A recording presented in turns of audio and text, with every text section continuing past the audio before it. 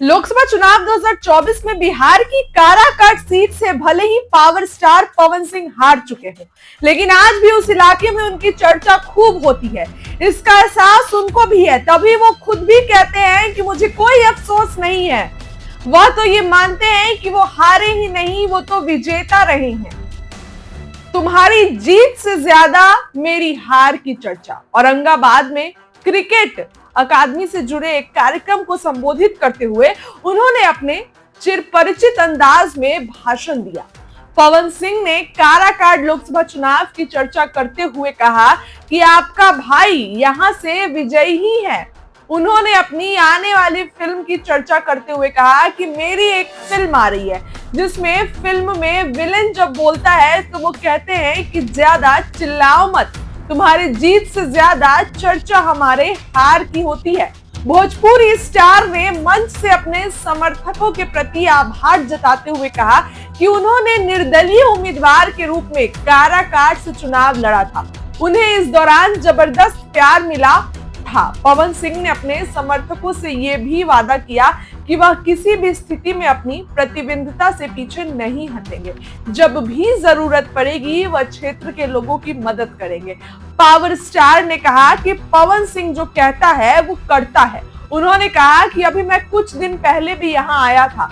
यहाँ पर एक शख्स की हत्या कर दी गई थी। उस घर की 2 बेटियों को मैंने वचन दिया कि मैं तुम्हारी शादी कराऊंगा।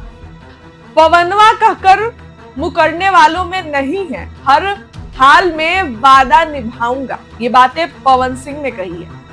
लोकसभा चुनाव में पवन सिंह ने काराकाट सीट से निर्दलीय चुनाव लड़ा था। हालांकि सीपीआई-एमएल के राजा राम सिंह कुशवाहा चुनाव जीत गए, लेकिन वह दूसरे स्थान पर रहे।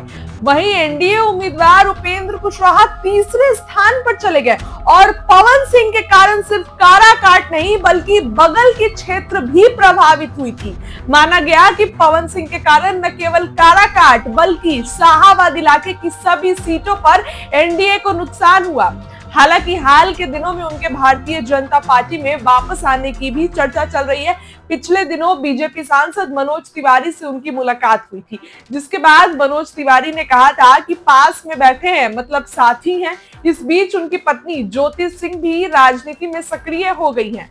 उन्होंने विधानसभा चुनाव लड़ने की भी घोषणा कर दी है। इसको लेकर ज्योति ने पूर्व सांसद आनंद मोहन से भी मुलाकात की थी। अब देखिए, पवन सिंह ने बड़ा कटाक्ष किया है। ये कह दिया है कि तुम्हारी जीत से ज्यादा चर्चा तो मेरे हार की होती है। पवन सिंह का ये बयान काफी वायरल हो रहा है, चर्चा में बना हुआ है। देखिए, पवन सिंह के ही कारण उपेंद्र कुशवाहा तीसरे स्थान पर चले गए। जिस तरीके से पवन सिंह वहां चुनाव लड़े, हालांकि दूसरे नंबर पे पवन सिंह रहे, लेकिन उनके कारण बीजेपी को काफी नुकसान उठाना पड़ा। काराकाट से आप देखिए कि जो आसपास की सीटें थी उस पर भी बीजेपी को जमकर नुकसान हुआ। चर्चा थी कि पवन सिंह बीजेपी में शामिल हो सकते हैं। बीजेपी में इस बार उनको कहीं मनचाहा टिकट दे दे बीजेपी। मनोज तिवारी से उनकी बात हुई थी। हालांकि कयासों का बाजार तो गर्म है और विधानसभा चुनाव से पहले जब सीटों का बंटवारा होगा, प्रत्याशियों की घोषणा होगी, तब तक ये कयासों का बाजार गर्म रहने वाला है। और विधानसभा चुनाव है इसी साल। देखिए, काफी सारे चर्चे अभी गलियारों में घूम रहे हैं, लेकिन पवन सिंह का मुद्दा, आपने हमारा एक वीडियो देखा जिसमें हमने ये बताया किस तरीके से मनोज तिवारी के साथ पवन सिंह बैठे थे और उसके बाद से ये था कि कभी भी बीजेपी में शामिल हो सकते हैं। आपने वो वीडियो को बहुत प्यार दिया। अब ये वीडियो आप देखिए जिस तरीके से पवन सिंह ने कहा है कि हमारी हार की चर्चा ज्यादा होती है जीतने वाले से।